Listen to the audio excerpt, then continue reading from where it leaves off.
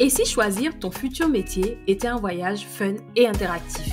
Découvre le livre Mission Orientation, l'aventure en 10 étapes pour trouver ta voie et réussir ton choix métier formation.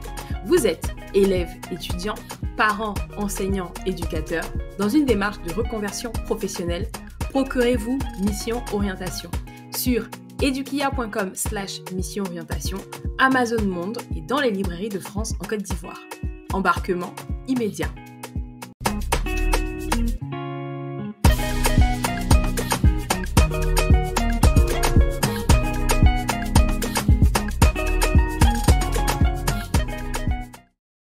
Bienvenue sur edukia.com, la plateforme qui est dédiée à l'orientation scolaire et au choix des études supérieures. Je suis Ina et sur cette chaîne, j'ai le plaisir de partager avec vous des conseils, des astuces, mais aussi des interviews de professionnels pour que vous puissiez préparer au mieux votre avenir professionnel. Alors n'hésitez surtout pas, abonnez-vous à la chaîne, likez et surtout partagez les contenus car on espère avec vous susciter des vocations. Aujourd'hui, nous nous retrouvons pour un nouveau Zoom métier. Et pour cela, nous allons présenter le métier d'auditeur financier. Vous le savez peut-être, c'est un des débouchés de la filière finance-comptabilité. Et pour en parler, nous avons le plaisir d'être en présence de Babacar. Enchanté Babacar. Enchanté Ina. L'idée, c'est que tu puisses nous présenter un peu le métier d'auditeur financier, qu'on en sache plus sur le quotidien, les activités, mais aussi comment on arrive à ce métier, qui est un débouché, on va dire, de la filière finance-comptabilité. Donc, on va pouvoir en parler. Mais avant d'arriver jusque-là, on va se demander déjà quel était ton rêve d'enfant, on va dire, quand tu étais petit. Qu'est-ce que tu voulais faire? Alors, tout d'abord, merci Ina de m'avoir invité. Avec plaisir. Quand j'étais enfant, mon rêve était de devenir militaire. Ah, oui, ok. J'ai dû me plonger dans l'univers de ce rêve-là récemment lors des défilés du 7 août. D'accord, ok. Et c'est revenu en fait, c'est ça? Oui, c'est un peu revenu. Un peu revenu. D'accord, ok. Ouais. On va voir comment on est passé de militaire à auditeur financier. On va voir ça à travers le parcours. Maintenant, moi, je voulais savoir en quoi ça consiste d'être auditeur financier. C'est quoi globalement la définition de ce métier?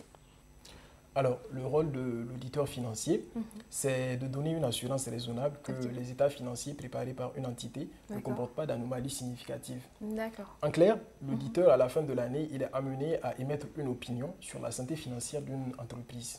Ok. Voilà. Et du coup, j'embraye sur le fait que, alors, tu as parlé de la fin de l'année. Il y a une notion de régularité, du coup, dans le métier d'auditeur financier, de périodicité, on va dire plutôt. Au niveau de nos cabinets, on distingue deux types d'audits. L'audit légal auquel sont soumises les entreprises qui présentent une certaine typologie et l'audit contractuel que nous faisons à la demande de notre client. Voilà. Et il faut aussi reconnaître que l'audit, c'est un métier exigeant et méticuleux qui implique de l'auditeur qu'il soit un professionnel hautement qualifié, capable de faire preuve d'un large éventail de compétences et d'expertise. Ok, très bien. Et alors, maintenant, j'aimerais bien savoir à quoi ça ressemble ta journée type. C'est-à-dire que quand tu arrives au bureau le matin, donc on est dans un cabinet d'audit et de conseil en l'occurrence, quand tu arrives, qu'est-ce que tu fais jusqu'à la fin de la journée? La journée de l'auditeur, elle commence à 8 h. À 8 h, on est déjà au bureau. Et avec les membres de mon équipe d'audit, nous savons préalablement sur quoi est-ce que nous devons intervenir. Donc, chez quel client est-ce que nous devons intervenir. Nous nous rendons chez le client justement et nous faisons ce qu'on appelle la réunion de démarrage qui dure entre 30 et 45 minutes. Cette réunion de démarrage nous permettra d'échanger avec le client afin de savoir quels sont les faits qui ont marqué son entreprise durant la période sous revue. D'accord. Donc ces faits-là peuvent être des contrôles fiscaux, des investissements ou des désinvestissements réalisés sur la période, des recrutements importants ou encore des actes délictueux ou frauduleux dont il veut nous faire part. Donc, moi, j'ai envie de dire que quelque part, le client doit murmurer à vos oreilles tout ce qui s'est passé côté finance le concernant. Il n'y a pas de secret, en fait, avec son auditeur. Ça serait souhaitable que le client nous dise, murmure à l'oreille, qu'il nous dise effectivement tout ce qui s'est passé au cours de la période.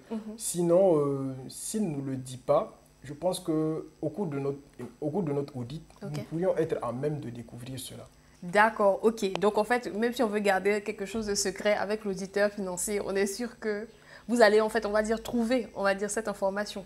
Bah, c'est important d'être assez, on va dire, clair dans ce qu'on donne comme information à l'auditeur. Oui, c'est très important d'être assez clair dans l'information qu'on donne à l'auditeur, parce que il y a bon nombre de personnes qui pensent que la relation entre l'auditeur et son client, c'est une relation est assimilable à une relation comme celle qu'entretient le chat et la souris, alors que ce n'est pas le cas.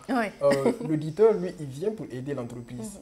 Donc voilà, ça serait souhaitable de communiquer tout ce qu'il y a eu au cours de la période à l'auditeur. D'accord, ok, très clair. Maintenant, est-ce que tu peux nous parler un peu de ton parcours d'école, c'est-à-dire alors universitaire ou en école, celui que tu as suivi pour arriver au métier d'auditeur? Alors, après mon bac D obtenu au lycée d'excellence de Niamey, j'ai intégré les classes préparatoires commerciales de l'INPHP de Yamoussoukro afin de m'inscrire dans une optique de pluridimensionnalité.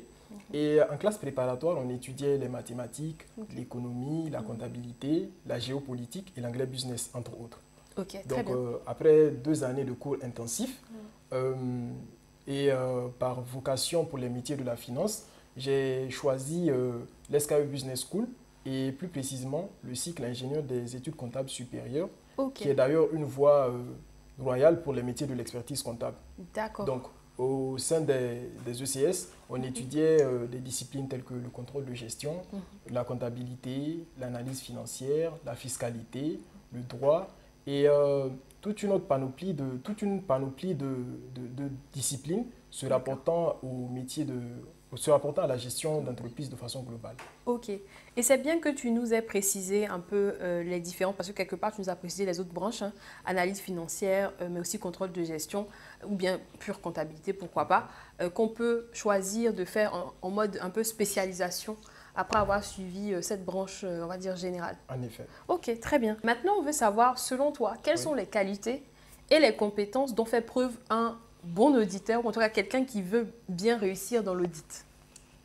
Alors, en termes de qualité, il y a tout un ensemble de qualités qu'il est souhaitable que l'auditeur possède, mais je vais en citer 3. D'accord. Donc, d'abord, il faudrait que l'auditeur ait une certaine aisance relationnelle. Parce que l'audit, c'est un métier de contact. On est constamment en contact avec nos clients, avec les autres membres, les membres de nos équipes d'audit. Donc, il est très important d'adopter une attitude cordiale et de savoir entretenir de bonnes relations avec les autres.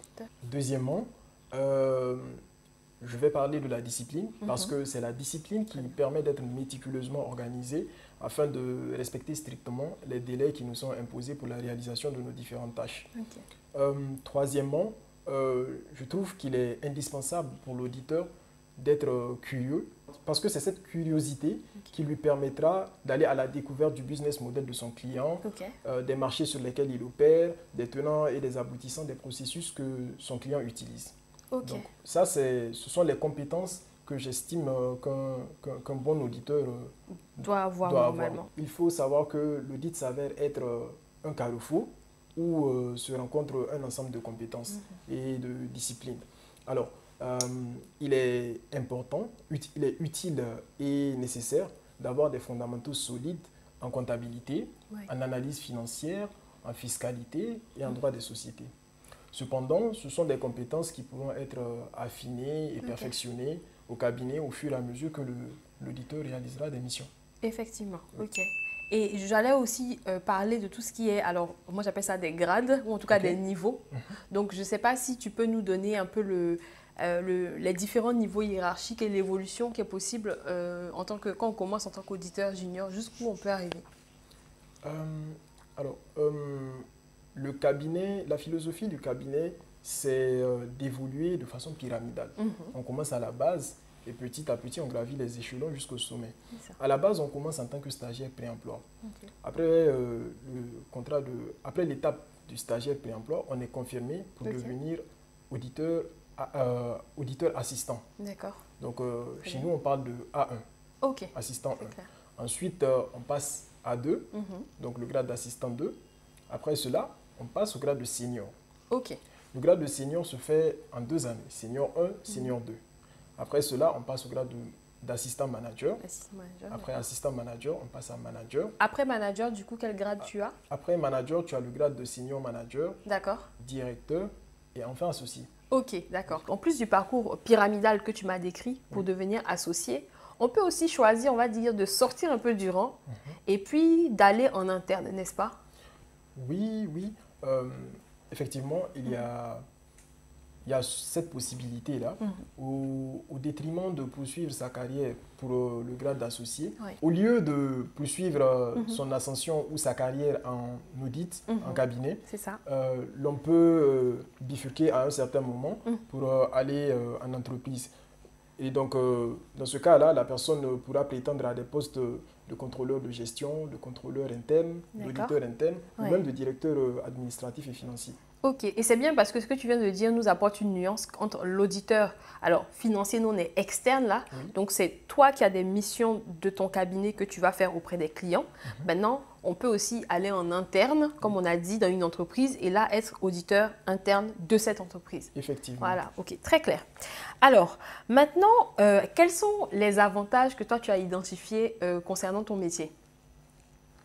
Alors, les avantages qu'il y a à être auditeur sont légion. Je vais en citer trois. Okay. Premièrement, l'audit est un accélérateur de carrière. En cabinet, nous sommes très tôt responsabilisés et challengés sur les missions. Donc, ça permet de monter très vite en compétences. Et il est incontestable que l'audit est l'un des rares métiers qui permet, au bout de 3 à 5 années d'expérience, de prétendre à des postes de direction dans les entreprises. Deuxièmement, l'audit nous astreint à l'apprentissage permanent. Très bien. Voilà, l'audit nous astreint à l'apprentissage permanent. Et je trouve que c'est d'ailleurs ce qui fait le charme du métier. Parce que la complexité des problématiques, la complexité et la diversité des problématiques que nous rencontrons dans l'exécution de nos missions quotidiennes nous permettent d'intégrer et d'assimiler de nouvelles notions et du coup de nouvelles compétences. Ok, très clair. Troisièmement, et non des moindres avantages, l'audit permet de créer un réseau professionnel. Ah oui. Dans l'exercice de nos fonctions, on est amené à échanger de façon permanente. On est en interaction permanemment avec le top management de l'entreprise, à savoir la direction générale, la direction financière, la direction du contrôle de gestion ou encore la direction du contrôle interne, entre autres. Et le contact avec ceux-ci, conjugué au contact avec les autres employés de l'entreprise, favorise la création d'un réseau professionnel solide. Ok, et comme il l'a dit, c'est important du coup forcément pour la suite et puis pour justement qu'on veut rentrer peut-être en interne ou bien même qu'on continue là-dedans, mais qu'on veut avoir des missions justement, dans d'autres entreprises, c'est bien d'avoir le réseau professionnel sur lequel on peut compter après. Oui. Ok, c'est très clair. Maintenant, est-ce qu'il y a des inconvénients que tu as identifiés, un ou plusieurs, dans l'exercice de ta fonction? Alors, c'est unanimement reconnu que l'audit est un métier chronophage. Oui. L'audit, c'est prenant. C'est de ce fait, pour ma part, un des seuls inconvénients majeurs. Okay. À certaines périodes de l'année, notamment en saison haute, l'activité connaît son pic. Oui. Donc, on travaille beaucoup plus. On a beaucoup moins de temps à consacrer aux autres activités connexes. Donc, je trouve que c'est le seul inconvénient majeur du métier. Oui, effectivement, en fait, moi, de ce que je sais, il y a des cycles, effectivement, où là, on a beaucoup de travail et on est focus sur ça. Voilà, limite, on doit mettre un peu de côté sa vie personnelle parce que, voilà, là, il faut y aller, quoi. Il ne faut pas compter ses heures et il faut obtenir les résultats, on va dire, pour les clients. En effet, de janvier à avril, c'est le cas. C'est le cas que tu viens de décrire. On ne compte pas les heures de travail. Mais juste après ça, quand même, la période qui vient, elle est assez light, si je peux le dire. On a 8 heures de travail. De façon, en théorie, on va dire. Voilà, je connais on a 8 le heures milieu. de travail en théorie. On a 8 heures de travail en théorie. Juste après la période de janvier à avril. D'accord. Ok, très bien. Donc, enfin, pour ceux qui vont regarder, c'est important aussi de noter, on a dit, la notion de périodicité et savoir que, bon, si vous avez vos gasoil de janvier à... Enfin, c'est-à-dire, vous faites tout, voilà, de janvier à avril, il va falloir y aller mollo parce que ce n'est pas le moment, en fait. Parce que le dire au manager, ça va être un peu difficile, à mon avis. Donc, vaut mieux laisser ça un peu de côté. Ok. Est-ce que quelque chose t'a surpris quand tu as commencé à travailler en tant qu'auditeur? Quelque chose par rapport à l'école où tu t'y attendais pas? Oui, bien évidemment. J'ai été agréablement surpris par deux choses. L'une, c'est la diversité, qui est d'ailleurs l'une de nos valeurs dans mon cabinet. Je suis un parfait exemple de la diversité. C'est une valeur qui est effectivement affiché et vécu au sein du cabinet, au sein de notre firme. Le deuxième élément surprenant, c'était la facilité qui existait, la facilité qu'on avait à approcher nos collaborateurs de grade supérieur, que ce soit N+1, +2, jusqu'à +5, pour discuter de sujets qui n'ont pas forcément un lien avec l'audit. Donc, à la pause, nous pouvons nous retrouver pour échanger de sujets d'actualité ou encore de football, de basketball, de tennis ou de Formule 1. Donc, voilà. Moi, je m'attendais plutôt à un milieu extrêmement sérieux, un milieu extrêmement formel, un milieu extrêmement formel, où ça sera des bonjour monsieur, bonjour madame, avec des vouvoiements, mais ce n'est pas le cas. C'est une ambiance, l'ambiance au cabinet est assez détendue et donc ça favorise l'épanouissement professionnel et personnel. Et je sais aussi que moi, alors dans le conseil, mais du coup c'était un cabinet d'audit aussi, ce qui m'avait plu c'était le côté très jeune. Et du coup, ça crée un côté convivial. En tout cas, moi, c'est ce que j'avais apprécié. C'était le fait qu'il y avait beaucoup de jeunes parce que forcément, c'est souvent à la sortie de l'école qu'on se lance. Donc, même quand on regarde un peu la tranche d'âge dans les cabinets de conseil, c'est très, très jeune. Bon, quand je dis jeune, c'est relatif, mais on va être entre, je dis n'importe quoi, 25 et 32 ans. Bon, après, il y a bien sûr des managers et tout, mais vraiment, c'est une bonne ambiance et ça fait qu'on fait beaucoup de sorties et de after work, comme on dit, des pots après le travail pour essayer de se détendre un peu. Donc ça, c'était vraiment pas mal. Voilà. Il y a effectivement cela, on essaie de faire certains pots, certaines petites sorties pour détendre l'atmosphère, pour oublier un temps soit peu le travail, parce que... ce qui mobilise déjà beaucoup dans les cabinets. Le travail, ça mobilise déjà beaucoup, donc c'est un peu ça l'objectif. Donc, la tranche d'âge assez jeune favorise vraiment... Les personnes en cabinet sont assez chaleureuses et avenantes. Donc, franchement, l'ambiance est détendue au travail. Oui, n'empêche que, vraiment, et c'est la vérité, quand il y a des périodes, on va dire, de rush, bon là, pour le coup, on change un peu le mode. On est très focus sur ce qu'on doit rendre aux clients. En effet, quand il faut travailler, il faut travailler. Voilà, donc c'est pas que de l'amusement, mais en même temps, c'est pas que du travail aussi à 200% tout le temps. Ok, c'est clair. Alors maintenant, est-ce que selon toi, il y a des débouchés pour les jeunes qui seraient intéressés par cette filière? Est-ce qu'à la fin, normalement, dans l'audit, on trouve du travail? Oui, dans l'audit, on trouve du travail. Tu veux dire si le métier... S'il est recherché, voilà. En fait, c'est ça la question, mais je l'ai un peu... Oui, effectivement, l'audit, c'est un métier, c'est un métier qui a le vent en poupe, on dira. C'est un métier qui a le vent en poupe parce que, tu sais, la transparence et la confiance financière constituent l'essence même de l'économie, constituent même l'essence d'une économie prospère et équitable.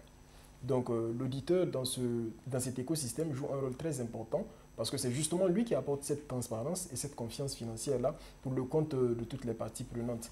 Donc, pour le compte des investisseurs institutionnels ou particuliers, des banques, des gouvernements ou même des employés. Donc, à mon sens, tant qu'il existera la nécessité d'avoir des chiffres, des données financières fiables, le métier d'auditeur perdurera. Autant dire à l'infini, d'après ce que j'entends. Voilà, à l'infini. Je suis d'accord. Alors, maintenant, j'ai envie de savoir, alors, en termes de fourchette salariale, c'est-à-dire que quand je débute en tant qu'auditeur junior, une fourchette de salaire à peu près en francs CFA pour savoir un peu, dans un cabinet de conseil, alors toi, tu travailles dans un des Big Four, comme on dit. Il y a quand même une sorte de fourchette qu'on peut te demander face au recruteur qui va bien sûr nous demander mais quelles sont vos prétentions salariales. Donc, qu'est-ce qu'on peut dire à ce moment-là? Alors, je dirais que dépendamment de la notoriété du cabinet, de sa taille et de son portefeuille client, les rémunérations vont varier. Bien sûr. Voilà. Mais je pense qu'il y a à boire et à manger à l'audit. D'accord. Je ne sais pas si tu veux que je te donne un montant. Oui, moi j'aime bien avoir des fourchettes en fait claires. C'est-à-dire, quand je dis clair, je dis n'importe quoi, entre 300 et 600, entre 500 et 800. Souvent, bon, on met peut-être 3 d'écart comme ça. On va dire que celui qui commence au stade de intern là, c'est ça. Lui, il commence à environ 250 000. On parle de stagiaire du coup pour ouais, intern. Stagiaire pré-emploi. Parce qu'il y a une nuance entre stagiaire pré-emploi et puis stagiaire simple. D'accord, ok. C'est celui qu'on prépare pour qu'il soit auditeur. Oui, qu'on compte recruter après, ça s'est bien passé. Voilà, alors que l'auditeur simple, lui, c'est le stagiaire simple, lui, c'est juste qu'il vient, il passe, il fait un stage. Très bien. Bon, après ça, il rentre à la maison. Ok. Donc, il y a une petite nuance à ce niveau-là. Ok, c'est clair. Je ne sais pas si tu veux que je précise quand même. Je peux donner une donnée chiffrée. Tu peux chiffrée, donner, oui, une donnée chiffrée, oui, pour le stagiaire débutant, enfin, alors, quand je dis pré-emploi, et puis après... Donc, je pense que pour ce qui est de la fourchette, je pourrais dire que l'auditeur pré-emploi touche au moins entre 200 et 250 000. D'accord. En fonction du Big Four. Oui. Et là, il a le statut encore, alors il est stagiaire, mais on le prépare à intégrer véritablement l'entreprise. Oui, ce que je comprends. Parce qu'il y a une petite nuance à faire entre le stagiaire pré-emploi et le stagiaire. Tout à fait.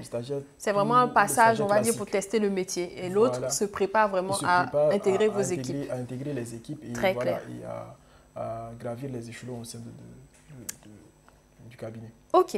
Est-ce que tu utilises ou vous utilisez des outils en particulier? Donc, moi, j'ai vraiment une caricature dans la tête. Je pense à Excel, PowerPoint. Donc, tu me diras, est-ce qu'il n'y a que ça ou il y a d'autres outils que vous utilisez? Alors, mes propos vont venir confirmer ce que tu penses. Parce que quotidiennement, j'utilise Excel dans la réalisation de mes tâches et PowerPoint pour la présentation de mes conclusions. Okay. Donc, je trouve que ce sont deux outils qu'il faut nécessairement maîtriser si l'on aspire à être auditeur. Okay. À cela s'ajoutent quelques outils, notamment les logiciels tels que Power BI ou bien VBA qui permettent d'analyser... Visual basique. Voilà, qui permettent d'analyser de gros volumes de données. D'accord, voilà. Ok. Est-ce que vous utilisez par exemple le plan comptable? Parce que ça, en études de comptabilité, souvent on a le plan comptable, ce genre de choses. Mais bien sûr, le plan comptable, c'est un des outils de l'auditeur parce qu'il a besoin du plan comptable justement. S'il rencontre une problématique, il va consulter le plan comptable. S'il y a un compte qu'il ne connaît pas, s'il y a un compte qui lui est étranger, il va ouvrir son plan de compte et essayer de savoir de quoi ça traite. Donc, très bien. Ce sont également des outils de l'auditeur. Et qu'en est-il de la pratique ou de la maîtrise de l'anglais? Est-ce que c'est un prérequis, c'est vraiment important ou bien non, on peut s'en passer et puis réussir? Je dirais que ça dépend des cabinets. Okay. Mais étant donné que nous sommes dans l'industrie de la finance et que la langue internationale business, c'est l'anglais, il est souhaitable d'avoir de bonnes bases en anglais. Parce que, par exemple, à notre niveau, il nous arrive d'avoir des clients anglophones. Donc, d'avoir des interactions avec des personnes qui parlent anglais. Donc, c'est souhaitable d'avoir des fondamentaux solides en anglais. Effectivement, sachant que les clients, c'est bien de le mentionner, peuvent être internationaux. Et donc, ça peut aussi, vous pouvez être emmené à aller à l'étranger, pas qu'en Côte d'Ivoire, pour travailler sur vos missions. Oui, effectivement, dépendamment de la situation géographique du client, on peut être amené à effectuer des déplacements, soit dans la ville d'Abidjan ou à l'intérieur du pays, ou encore à l'échelle internationale, sous-régionale ou internationale. Ok, parfait. Babacar, est-ce que tu as des conseils que tu aimerais donner aux jeunes qui veulent suivre cette voie et devenir auditeur financier? Alors, mon conseil pour les plus jeunes en quête d'orientation universitaire ou professionnelle serait avant tout de mettre toute sa volonté et son énergie dans ce dans quoi il se lance et de rechercher de façon permanente l'excellence, mais tout ça dans un cadre d'apprentissage et de formation continue, parce qu'on ne finit jamais d'apprendre. Ensuite, pour ceux qui voudraient spécialement emprunter la voie de l'audit financier, il faut d'abord privilégier des formations diplômantes en finance, comptabilité et gestion, notamment les diplômes des ECS ou de l'ESCA, de l'INPHP. D'accord. Ou encore ECS pour école études comptables supérieures. Ok, d'accord, très bien. Ou le diplôme de l'ESCA. D'accord. Ou encore les diplômes du CPDEC et de la filière MSTCF. Ok, c'est bien parce que tu nous donnes des formations précises. Je verrai celles qu'on peut préciser en commentaire du coup. D'accord. Mais ok, entendu.